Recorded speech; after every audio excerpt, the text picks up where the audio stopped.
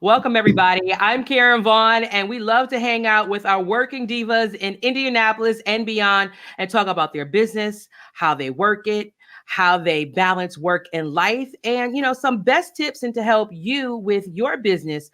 Over 2.2 million women left the workplace in 2020 due to COVID. And since so many of us are launching our businesses, this is just a great way of all of us coming together, helping each other, and also supporting and empowering each other. So today I have a very special guest. I have Hope Hampton. She is the Chief Creative Officer, founder of shopcozylifestyle.com, but she's also a designer and does so many great things within the community in helping her clients live their best life through their homes. Welcome, Hope. Thank you. You're welcome. I love your background. I love it, love it, love it. It's my piano, and now those are lyrics from my wedding, from all the songs that were in. So that's what that is, music. Yeah. That is beautiful. Next to the piano, staged very nicely. Who's that? So we're going to get started with an icebreaker. I'm going to ask you a rapid fire questions, five questions to get us rolling today. Okay. Here we go. Do you prefer to work from home or the office? Home. Heels or flats? Ooh, I feel flying heels, but I really wear flats mostly. The last song you sang out loud? Control, Janet Jackson, just a few minutes ago. 35th anniversary. Yes, celebrating 35 years. You just feel empowered when you sing that, right? Your favorite accessory? Oh, I think I like a good earring. I like a good earring. I see. Mm-hmm. And lastly, what was your first job? My first job, I worked at a drugstore way back. I'll date myself if I name the name of it, but it was a drugstore here in Indianapolis. I worked there in high school and worked there all the way through college. Awesome. Awesome. So now, your job is not necessarily your job, but your passion and your purpose in designing homes. And how did you get started in design? Well, I love it. I think I was getting a big addiction to design magazines and just buying them all the time and kind of, in a way, teaching myself a little bit, but just love them. Like if you're buying, some people are into food, some people are into gossip mags. I was drawn to those beautiful covers and beautiful spaces. And I really like making spaces beautiful for my family. And so it just kind of started there with, you know what, you have a gift for hospitality. You've always enjoyed things related to home and hospitality. And then it became, I started realizing I was really creating something cool in all of the spaces we were living in. And the addiction was hitting its peak, I think, while we were living in New York and lived in like 4 different places. And all of those places were vastly different from one another. So one gentrifying condo neighborhood, a brownstone in one place, a Victorian mansion, or another penthouse type situation, really modern. And all of those places had to be designed differently. And so I started realizing, wait a minute, you're good at this. And people were commenting that each of these places, I thought this place was super sterile and modern, and I'm astounded how you've been able to make it look cozy and feel cozy. And I really started taking pride in that, having a place where people don't like to leave. And when guests come and they get super, super into it. And I realized that maybe I could do this. I wasn't even at the beginning that I thought I could. I really wanted to, but didn't know that I could. And then got a little bit of encouragement from some friends and thought I would take my gift and put it in a shop where maybe I could just curate cool things. And then brick and mortar began to be, who's really opening stores and how would I man it? And finally, a few folks just said to me, we don't want a store. We want you to come make our houses feel like you make yours feel.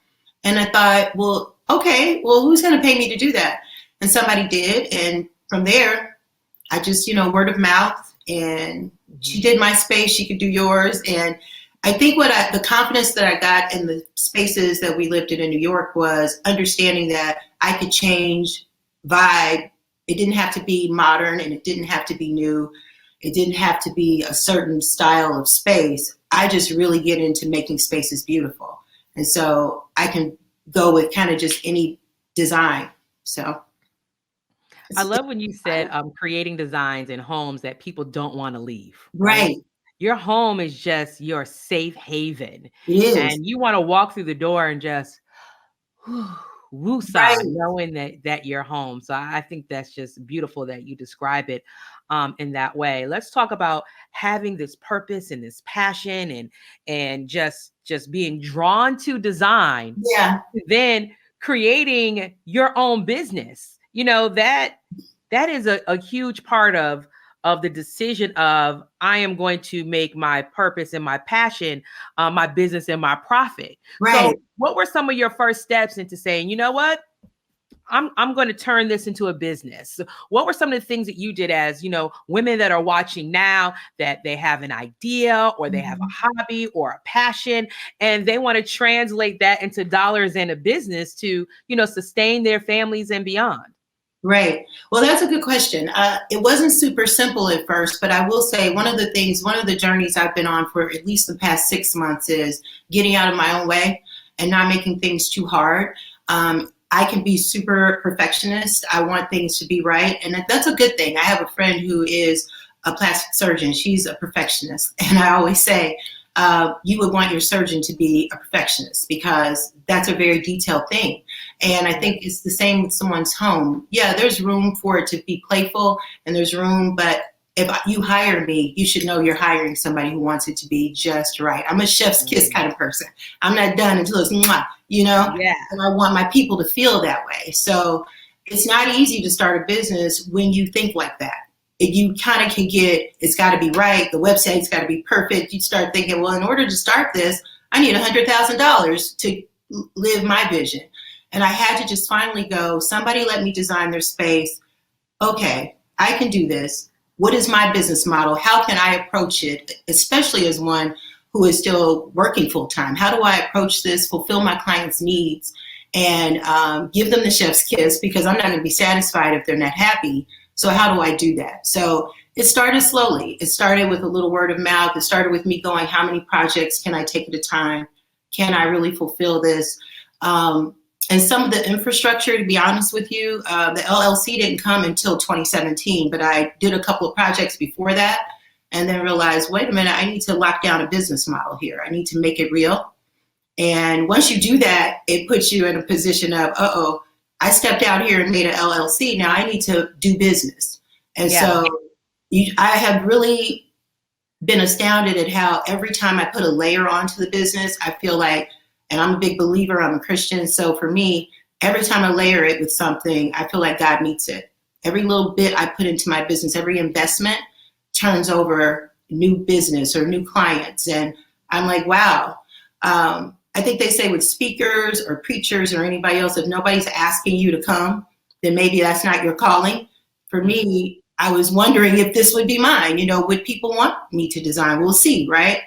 Well, what happened is they do, apparently. And it's so just like I'm honored every time someone calls me because I realize there's so many other people who do design.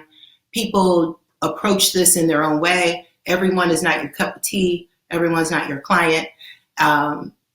Everybody won't get it. And when people have disposable income and they decide we want to do something to a space, they don't have to call you. And so I am trying really hard to be that person that if you do call me, you're happy you did it. Absolutely.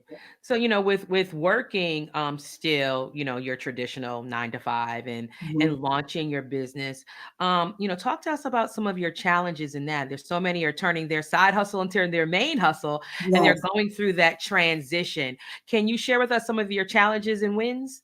Well, I think one of the challenges is just that, realizing that your business can begin. You have to wonder, when is the threshold and you can break off and do it full time?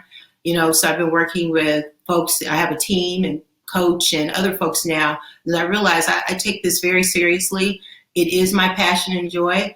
I am a social worker and that's my day work, but I get to bring what I am as a social worker to my design work, communication, understanding that many of my clients, while they've set aside all this money now for work, doesn't mean that they've hired a designer before.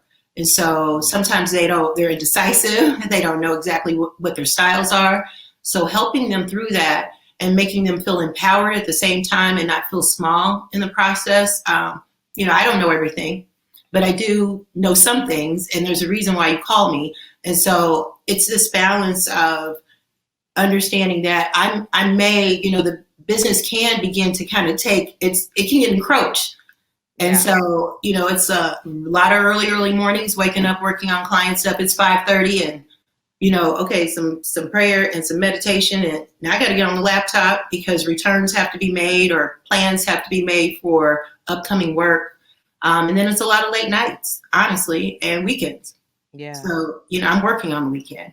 I'm not relaxing. Right. So when you're working on the weekend and you're going through your design magazines and you are finding inspo, Right. What is your favorite design? Oh, I really love the mid-century modern vibe. I love the pieces that go with it. I like the cleanness. But really, I don't approach my clients as, do I want to find out if they're traditional or transitional or if they're super modern? Yes. But ultimately, we're going for a function and we're going for a vibe too. So they may tell me I'm traditional and please don't give us too many colors or we really only like blue.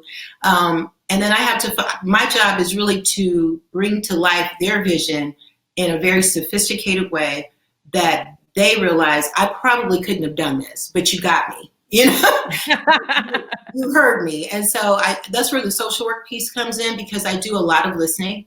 And so I may love mid-century modern, but my house doesn't really have any of that. So what I love about design is that I get to go out and do stuff for other people that I can't even bring in my own home, but I like. And I think that's a difficult thing that clients struggle with too, is that they realize they like lots of things, but so to understand how to narrow down your real style, just because I like this bauble doesn't mean it's really my full style. And so helping them with that, because, helping them curate a space that makes sense so that they don't have, 10 items that you just like that, you like that, you like that, and none of them belong together. So it's about harmony, a lot of harmony. Yes, yeah. Let's talk about some of your recent projects and a couple that were drawn to me. You recently did a teens room, and there was a hanging chair in the room, and I was like, OMG, what a space to have. I wish I had a space like that when I was a teen. I would have never left my room. I know. I want to spend the afternoon in her room too. Yes. And she's super happy. So this came about because, and I love working with my teens, and I love when parents call and say, we have a wonderful kiddo. She's got straight A's. Come over because they're transitioning. They're becoming 13 or 11 or 15. All of these are interesting times, and it's different for every family. But sometimes they look at their kiddo and go, okay, it's time to refresh this room. And COVID has just really put even a stronger emphasis on that. Kids are in their rooms. They're having to work in the spaces. So with this parent and this family, the little one, she had a pretty strong idea of what she liked. We shared a Pinterest board, and I knew she wanted a swing going in. She told me she wanted a tapestry on her wall. I was like, wow, the fact that you have the facility to know that you want a tapestry. So there were some basic things that she wanted. And when I looked at the quality of the items that we were trading out of her room, I talked to Mom about, the quality and how much we want to spend on these items. And I really like to work with parents when they say, I think it's important to know that these pieces can live on past her being a preteen. These are pieces, that's a platform bed that can go to college. It's a pretty simple piece. It's got pillows, but it can be used many, many ways. The mirror can go in a grown-up's house. It could be in her hallway in her adult apartment if she likes. It's a great cotton rug. It's a natural fiber. That's a metal full-size bed from our house. I have a king-size bed like that in my house, so I know it's a forever piece. And so I even left in a journal for for the girls. I leave them notes about how to keep their rooms neat. Mom and Dad have made this investment, and so it's really special that they've done this for you. So this is how you take care of it. And I encourage them to begin to think about collecting furniture, that these are not disposable pieces of furniture. You can take this bed to college. You can have this bed in your first apartment. I told Mom, I said, if it's all done right, you'll be sleeping in this our house bed when you go help her with her first baby. You know? And the tapestry is a piece that is from Anthropologie. It can come down from the wall and be mounted. It's shown in like bigger spaces and living rooms, etc. So it can be framed. There's a lot that she can do with that. Roll it up, keep it. These are pieces, again, that can be collected. Love it. You know, one thing that I take from talking to you is the interest and the love and the passion. So much. Like you're generally like interested, like this is going to pop, it's going to be fabulous. And I love functional furniture to where it can be used for more than one thing, but over and over and over again. And to your point, the bed can be used for, you know, when she's in her first home, having her first child, and her mother remembering the moment of you putting, you know, her or creating the room of her dreams when she was a teen. And I try, you know, because I know that, you know, I'm a parent. Our resources matter. It doesn't matter that you've set these, you know, I want parents to know. Now, sometimes we're working on a room and the budget is here and we're like, we just want to refreshen it. We may do something else in 2 or 3 years. But when they are clear about their style and really know who they are, and I get a chance to work with that kind of a young person, you'd be surprised. I mean, a lot of my teen girls, they know exactly what they want. I just got a consult a few days ago for an 11-year-old who gave me a PowerPoint. Wow. Ma'am, I had to sit in the living room and look at PowerPoint before I saw the room. So she's very clear about what she wants, what she likes, and what she doesn't like. And so when they are, but then I also have worked with clients who are really wanting to draw their daughters out and empower them and say, I'm not sure if she knows, but we know what we're doing is not right. None of us like what's going on in there now. So if you can talk to her and help her to feel empowered around her voice and her likes and her dislikes. So that's also very fun and powerful. But for me, parents' resources, I am very keen on, if you want this to last, I can help you with that. Awesome. Let's talk about another fave, coastal Black excellence. Oh my goodness. Oh, I thought I was on the vineyard when I saw the video online. Just amazing, you know, curated home that speaks to the sea, the ocean, Black excellence. You just feel just so comfortable walking in. Tell us about that project. You know what, when they approached me, so these folks, and I love them, they are living in a historic neighborhood in our city, building a new house. So you want to bring a vibe like there's been some place, like, you know, a new house can feel super sterile. It can. It doesn't matter if it's your dream home and it's got every floor, you know, you've got to fill it with some soul. So what we do with design is bringing soul to the house.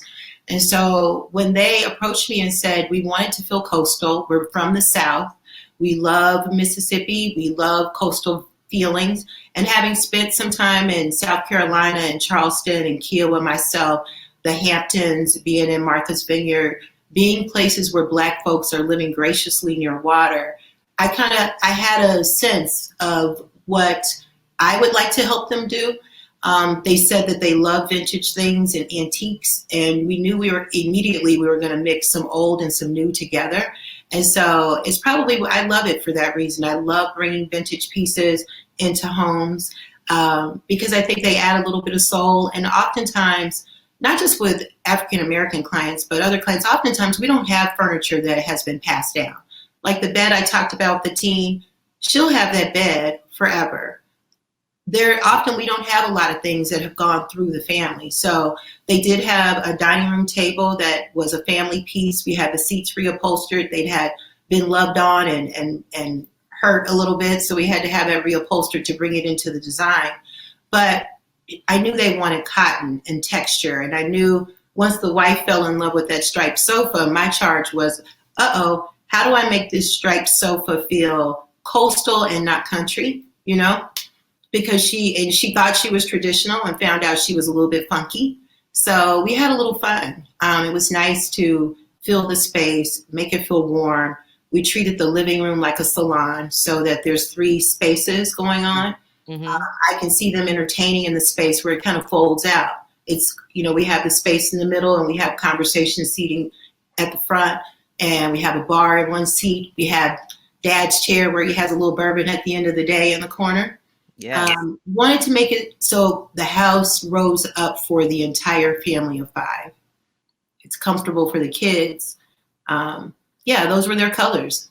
That was their blue. They had specific colors they liked, and my job was to make those colors come alive in that space. Yeah. Well, boy, did you do that. Just alive and to your point and to your word, cozy. Yes. We love cozy. Definitely. In going through the creative process, there are times where we just kind of get stuck. Mm-hmm. What are some of the things that you do as a creator to get unstuck? I have to turn down. For me, I do. When I tell my clients, and I think they are starting to learn me now, I say, when I get excited about the project, then we're good. Sometimes they'll give me something that they want, and I'm kind of like, so what now? You want to do what in this house? Okay. Or I come in and think maybe it could be this, but when they share with me what they want, how they want to use the space, what their real style is, I have to create something that meets that, and then still surprise them a little bit, because that's why you hire me. And sometimes that takes me having to downshift. Music helps me a lot. I'm into music, all sorts of music, so dancing around my house helps. And usually the dancing and singing happens when I get a spark. Reading helps. Sometimes just watching ridiculous television programs. Sometimes I'll watch things and think, I may not want to watch this program, but let me see what they're doing with spaces. So I'm really looking at it for space and how, what's happening, what people are into right now. So that's really how I create. And once I get a spark based on what they've shared with me that they like and a direction that I think we can go in, when I start getting excited, we all get excited. My clients are like, oh, you're happy now? So, okay, we're going somewhere. You need your Those design. are some great processes. Yeah. Yeah, those are great, because everyone needs just what can I do to get unstuck? Right. My creativity isn't there, or maybe I feel bogged down from family and work, and I'm trying to work through it all. Yeah, for me, it's a disconnecting. I have to shut down some of the work stuff and some of the voices, and just kind of really get, like I said, music helps with the creativity and flow, and to allow me to kind of get to that state of hum. I'm not too up here because I'm stressed about work. My mind is not on other things. Let me and it comes. Yeah. Once I slow down. So when you're out and about in business, we all attend various events, whether, they're virtual or hopefully one day soon in person, we'll get back to some type of new normal, whatever that's going to be. How can you help someone with networking? You're in a room with somebody that you really want to meet. How do you approach them? You know what? I wouldn't say I'm the very best at that, but I will say if it's in a space where I'm there around my passion, that makes it easier. I was just talking to someone today, and we were talking about a speech that a friend of ours needed to make, and her nerves. And their advice was, when you begin to talk about that thing that you're passionate about, the nerves go away. Yeah. And that's how I feel, when it comes to my passion around philanthropy is for Black girls. If I'm talking to you about that, I can ask you for the moon, because it's not for me. It's for the need that I know they have. When it comes to design, the same. Or my business, this is my passion. So it's just easy to discuss. So if you and I have a connection and it makes sense to me, or a collaboration, it's a creative thing for me. It's not so much an ask as that is potentially we both benefit. So let's chat. Yeah. It's again another one of those getting out of your way. I have to just say, hey, this is not even, we could do something so big that it doesn't make sense for you to be afraid. You have to say something. And stepping out of your comfort zone. Yes. Yeah. Mm-hmm. All you need is one yes, but it's those no's that you travel through that sometimes break you down. They really do. How do you redirect yourself when business or business situations appear that don't pan out the way that you thought because of a no? Well, I will say, this is a personal, like I said, I use my social work background and skills a lot in my design work because this is such a people-oriented business. And it was one of the things that almost made me not do it, was I could never see myself as a hairstylist. I thought if people can't deal with how I'm doing their hair, that's going to make me crazy. And you don't want this one over here and this hair over there. Like, I don't know how you do it. There's a lot of public-facing work that I could not see myself at dealing with the internal feelings that come with that rejection and that frustration of dealing with the public. This is different because it feels like if you call me and you say yes to me, then you're saying yes to what it is that I present. And so but at the same time, there's a lot of risk of making people unhappy with lots of money. So it's scary sometimes. You have to really have a lot of faith in yourself, your vision, your gift. And I feel like I'm a badass at this. So it's like, if you call me and we do it, let's do this. But I did have a client, like even last year, I booked someone and I had all of these bookings and it was feeling great. I'm like, wow, the business is just popping. There's a consult every other night. This is great. And so we booked, and a few weeks later, we could realize we were not able to jive on my process, how I work, which seemed to be great for, right? When you start growing and you get some fans and you think you're doing something and somebody says, I don't think I can do that way. And I thought to myself, I'm not sure if I can do you either. Like, this is okay. And there's a lot of power that comes with, here, let me return your deposit. Right. Let's be at peace with one another. And before we get off too far, I had shared some pieces and sent some furniture, but it was all good because all money's not good money, and every relationship is not for you, and every person is not your client. And that's one of those things that was a powerful lesson to learn, that it takes nothing from how good I am at what I am. There's a client for me. Everybody's not my client. And that's okay. Everything and everyone isn't a fit. Because it would have stressed me out. I'm going to be stressed out working with someone who really, we don't know how to get on the freeway together. So it was fine. And now if we bump into each other, hello, how are you? But we didn't do business, and it's okay. Yeah. What advice would you give to a woman watching now that is launching her business during this time and just starting out? What is your advice? My advice is don't wait another moment. If you have a business and it's in your soul and you've been told to start that business, you've probably been sitting on it 1, 2, 3 years, however long, get started. Teach yourself, get around people who are doing business, decide what your excellence is. That was something I had to do, and be okay with layering onto my business as it grows.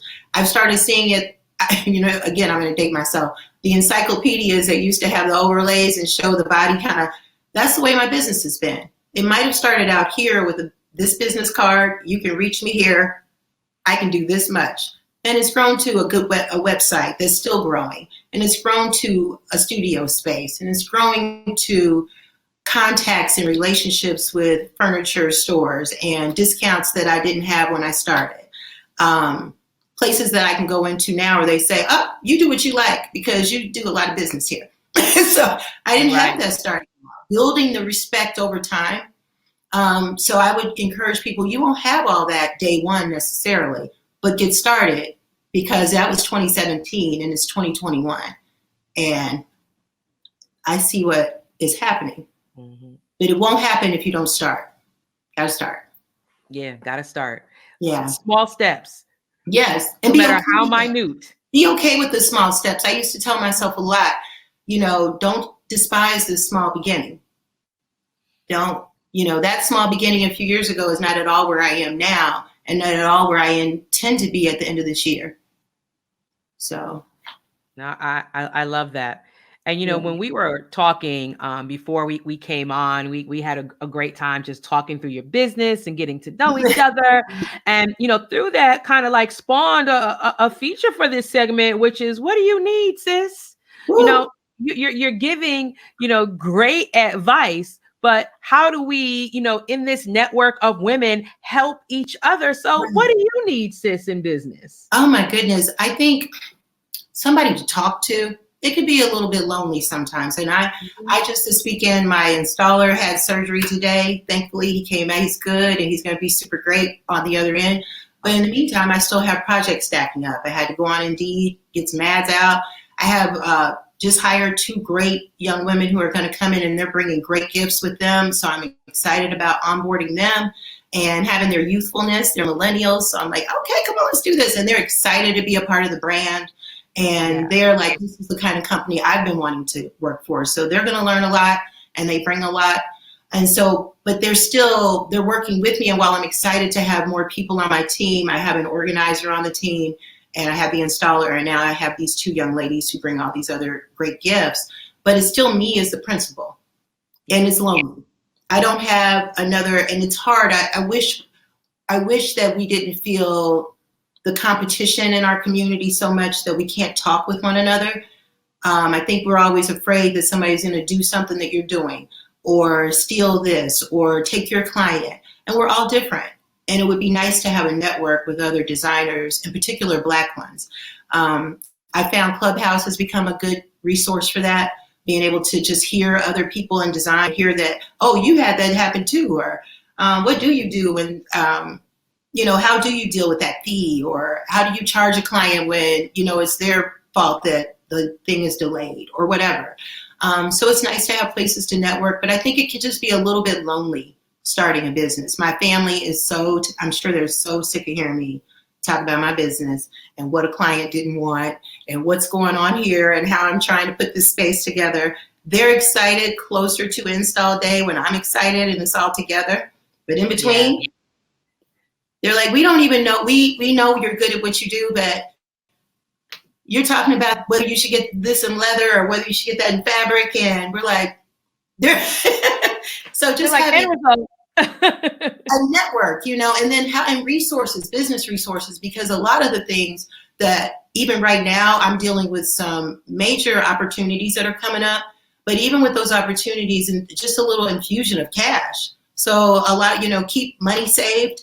I would tell anybody doing this, whenever you get some money you've got to put money back into the business. So a lot of money has gone back into my business, building a website, buying business cards. Clients want yard signs. I had to buy those things, showing up professionally, making sure my team has T-shirts on with the brand so we don't just look like folks in your house. We're all a cozy lifestyle. So all of those things cost money, but those investments have paid off. And I do think people see the brand as sophisticated and professional, and that's important to me. But yeah, money is important. So investing back in the business, but saving, because opportunities come up and sometimes you'll need some money to make a move. Mm-hmm. And so it's very important. And you want to be ready to make that move. Yes. You want to be ready. So Hope, let me ask you, there are people watching now that are inspired, that are motivated, like, oh, I want to redesign a room, or I want to refresh. What are ways and some simple ideas that one can do or use to redesign or refresh a room on a budget?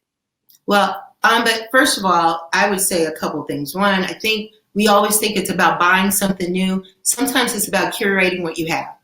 Yeah. Clearing out and cleaning up do wonders. You think those are basic things, but spring is coming. You just kind of get a fresh eye when a lot of times people bring me in and there's clutter. And so then I have to bring my organizer in before we can make it beautiful. And usually they do need a designer. It's right. They're right on time. They're right when they've called. But for some people, it is just as simple as clearing the clutter and a good cleanup. And then kind of look at what you're working with. What are the pieces that have some longevity? What are pieces that came from your travels? What are the pieces that maybe are in the family? Maybe you think it's old and broken, but should just be reupholstered, and really would bring character to the space, because I just find that a little mix brings way more character than everything new from the same showroom. Please do not buy a set of furniture from anyone. That is a no-no. Do not go to the furniture store and let them sell you a chair, a love seat, and a sofa. It is unnecessary, and we do not want those things to match. The hard part is many people realize that they don't know how to collect things that don't match, but do go together and are in that harmony that we talked about. That's why people call designers often. They kind of are like, I know better, but I'm not really sure how to execute it properly. And that's a reason you call a designer. I think people think they're calling and they're spending money. Like you have to have a lot of money, but a good designer is going to help your money stretch further and make sense so that you end up with the space that's curated, useful, and, oh, I have a place to put my drink. My guests can sit here. Oh, I can have 4 people in here instead of the 2. Or no, we can actually seat 8 people in this room. That's what a good designer does. They take your money and make sure that they stretch it properly. And I pass my discounts on to my clients so that their budgets go further. If I get 20% off somewhere, that's money that we can spend on other things. So you pay me, but you're paying me to make better use of your dollars. Yeah. And to do what you're not going to have to go to work. Mm-hmm. Mm-hmm. You know? So that's, I think what people can do is straighten up, tidy up, clean up, look at what you're working with, what things are broken and old and super, you know when that it's been from IKEA, and IKEA is great for some things, but 7 years ago, it was great. It's doing this now. We probably should just toss it. Who needs something that you have that you can bless somebody else with? So you don't have to feel so guilty when you go get 2 great new chairs and a couple of pillows and a good rug and freshen the whole space up. Sometimes it's just that simple. Mm-hmm. Yeah, I'm all about the repurpose and purge. Yes, purge and repurpose. Good lighting matters. I think lighting is something that is super simple for people. You know, those things. A little bit of texture, trying not to make all of the things match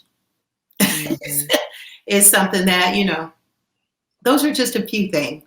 Okay.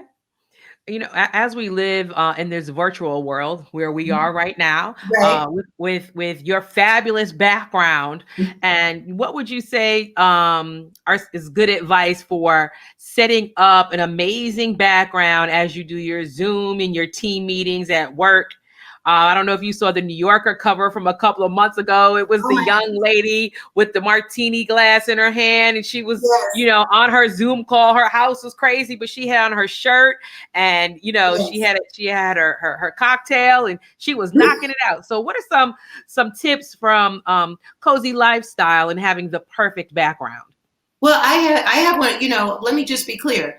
One reason I think I get along with my clients and understand them so well is I have one of those spaces. Just because I'm a designer doesn't mean I don't have a space where I look. You can see me on camera, and back here is my bookshelf and my awards.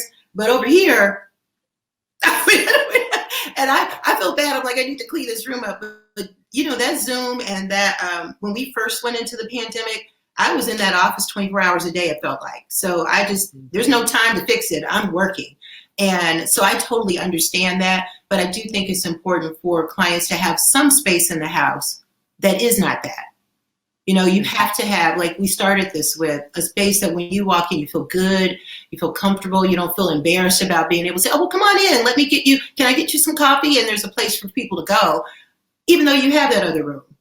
There should be a space where there is some zen and there is some peace and it does feel good. And so, what was your question? We were talking about, I love everything that you're saying. I'm into all of that, but just overall, you know, having a fabulous background. How can one have a fabulous background if they're challenged with, you know, making it pop? I think would go large scale pieces. If you are not someone who has a bunch of certificates or you don't have a bookshelf, if you do have a bookshelf, again, purge clutter, clear it off. Do a few, you know, whether it's a vase, a piece from your travels, something, you know, make sure that everything looks neat and tidy on the shelves. You can color coordinate books if you like, but just make sure they're not cluttered, you know, make sure that they're not cluttered. And even though I love to style shelves and stuff like that, go on Google, go to Pinterest and go get some bookshelf styling tips. So bookshelves are great backdrops. If you don't have this huge art collection of all these like 10 pieces of great expensive art, that's not necessary. A good few large scale pieces can work. And so it makes it pop against the wall and it doesn't have to be a ton of pieces. You could do 3 large scale pieces, one big piece, another piece, and then another piece under it. And now you have this, you know, sort of a triangle. And so you sit in front of it. And so it doesn't have to be hard. A floor plant, maybe, something like that, and decent lighting. That's really all folks need. It doesn't have to be difficult, but it just depends on the space that they are dealing with. Right. But No, I that do was great advice. backdrops a lot. I just did an Office Friday, and I noticed that she changed her profile picture today to the backdrop behind her desk. It's so dope. It made me happy, but everybody's working at home.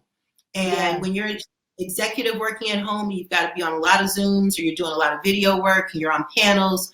How you present yourself is a big deal. And I've been telling my clients, all the work that I'm doing in your houses, some people didn't take big trips this year, so we did their house. And some people, I've had to tell some of my bosses, especially my girl bosses, hey sis, this is your money maker. This house is where you're making money right now. So this money we're putting into it, it's just going to make you money. You're going to come off looking way better. So let's make that happen. Yeah. So, Yeah. these shelves look great. Thank you. Thank you. I was like, oh, are they cluttered? Yeah. No, I love the color coordination thing. I'm going to try that though with a couple of books. I like it. Yeah. And you can block. So because you have white, you could bring color. We could do blocks of color. So that gives it a little more, even more interest, but they look great. Ooh, thank you. Mm-hmm. I'm going to work on it. I'm trying to make it cozy. Yes. You know, it's been great chatting with you, Hope. I love everything that you're doing. Great advice in business and design. How can one reach you if they want to chat with you more, about design or being a sister in business? Yes, right. Where can we find you, girl? You can call the website. People email me on the website. I've had people say, hey, and I'll set up a 15-minute talk before if people aren't ready to book a consult and they want to have a little chat about me, my vibe, see if it fits. I want to see that too, frankly. It's always nice for me. But often people just go directly to the website and they're like, I've listened to sis, or I saw this room, I need my whole house done. And they'll book a whole house consult. Sometimes people will book an office consult. I get there and they're like, so this is going to look dope. Listen, we really just need to go on and do this room and this room too. And I know that going in. I know going in that often it's way more than what they think they want to do. And I just would encourage people, if it comes down to anything you're doing in life, we buy purses and shoes and all sorts of other stuff. Home, it's usually our biggest investment. And so it should feel great. It should feel great. So if people are thinking about redirecting resources, there's no better time to do it because we're all stuck in these houses. And I think moving forward, the trend will be that we will be entertaining at home a lot more, smaller groups of people, then we will be going out. So this is about to be your entertainment space, your money-making space, your rest space, your kiddos. It's everything now. Home. If a home was not everything before, it truly is now. Yeah. And I think as we get through this pandemic, I entertain a lot. I love having friends in. I just bought some more vintage glasses. I'm obsessed with vintage glasses. And there's 9 in the set. They're little, and I'm like, ooh, I can't wait to have a party just for these glasses with girls. And there's 9 of them. And I'm like, when can I have 8 women over? That is where we're headed, I think. When we get that free, we'll all be so excited. So home might as well be ready. Yes. Yeah. Well, I know if anybody's ready, you're ready. I know. Cocktail napkins on deck. Charcuterie boards ready. Ideas ready. Let's get it done. Yes, let's do it. You will be coming over. So when we get this done, right? Oh, I can't wait. I can't wait. I love when you said, when we're all free. I can't wait to be that free to sit down with 8 other women, just to chat, to keep, to have a good time, just to let loose. Yeah, I miss that. Entertaining women in particular is something I truly enjoy. And I love bringing together women who can vibe about, we can have a good time, but there might be a side conversation going on about some business we can do or some synergy around, oh, I didn't even know you did that. Well, I do this. So I miss that and I'm looking forward to it. But I do think our trend is going there. We're going to have to enjoy our houses. And so I think that's why my business has been growing too, is that, yes, this has been tragic. We've all lost loved ones. A lot of losses happen. And those of us who are around, I think we're saying, I better embrace this life I got and make this space what I want it to be. because this is what keeps me safe too, being at home. Yeah. So I may as well make it nice. Yeah. A safe home, a pleasant home, a Yeah, cozy home. That's a that's cozy that's home. what it is. Yes. Yes. Well, thank Yeah. you so much, Hope. Of course, if you're interested in hearing more and chatting with Hope, you can reach her on our website at shopcozylifestyle.com. Also on Instagram as well, Yes. Shop Okay. Cozy Lifestyle. So follow her on I've been IG sharing and a go to the lot of website. business. Please check out the website. Please, you can send me an email there. You can book appointments. And I've been sharing a lot of my design work on my personal business page. It's become a business page, but it's Hope _ is the thing on Instagram. And then we're looking at how we rebuild the business part of the Instagram. But the website is an easy way. I get all of those emails and I respond. And you can also book. Excellent. Well, now thank you for spending time with me today. All the best. And I will be in touch soon as we are free, girl. Thank you so much for having me. You certainly didn't have to. I am so excited and honored to be one of the businesses featured. No problem, sis. Anytime. Thanks. Anytime.